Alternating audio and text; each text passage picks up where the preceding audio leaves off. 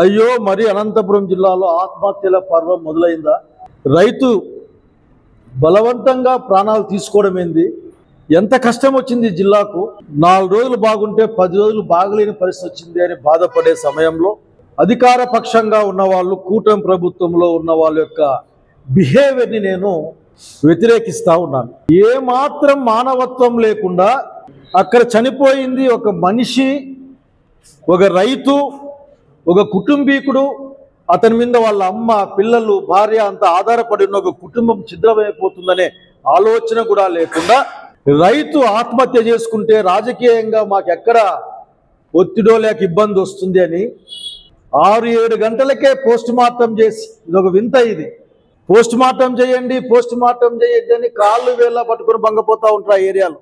6 గంటలకి 7 గంటల మధ్యలోనే చేసేసి అక్కడ ఉన్న వాళ్ళని బెదిరించి, బహుశా కూటమి నాయకులు ఖండిస్తారు, మీకు రావాల్సిన బెనిఫిట్లు రావు అని, మీకు ఇవ్వాల్సిన బెనిఫిట్లు ఇయ్యమని వాళ్ళని బెదిరించినట్లు కూడా అక్కడ వాళ్ళ బంధువులు చెప్పారు. పైగా ఏదో కొద్దిగా మాటలు ఏంటి, ఆ కంటి తుడుపు మాటలు మాట్లాడారు.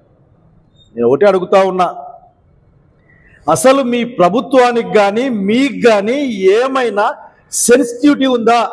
మీకు ఎక్కడైనా సరే కొద్దిగైనా కానీ ఆ సెన్సిటివిటీ అనేది మీ దగ్గర ఉందా లేదా?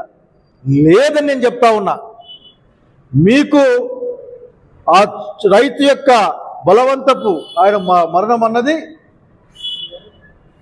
మీకు రాజకీయంగా ఇబ్బంది రాకుండా చేసే ఒక విషయం, రాజకీయంగా ఇబ్బంది రాకుండా చేయడానికి చేసే మీ ప్రయత్నమే కానీ ఆ సమస్యను కానీ, ఆ కుటుంబాన్ని కానీ, రైతును కానీ మానవత్వంతో మనిషిగా ఒక సాటి మానవుడు ప్రాణం కోల్పోయినట్లు మీ దగ్గర నాకు కనిపించలేదు. అక్కడక్కడ మాట్లాడుతూ శవం మీద రాజకీయాలు చేసేకొచ్చినారని కూడా మాట్లాడారు. వ్యవసాయ శాఖ మంత్రి కూడా శవ రాజకీయం చేస్తా ఉన్నారని మాట్లాడాడు. నాకు తెలిసిన వార్త ఏంటంటే, అసలు కేంద్ర కార్యాలయం తెలుగుదేశం పార్టీ కేంద్ర కార్యాలయం తప్ప ఇంకోటి కాదు.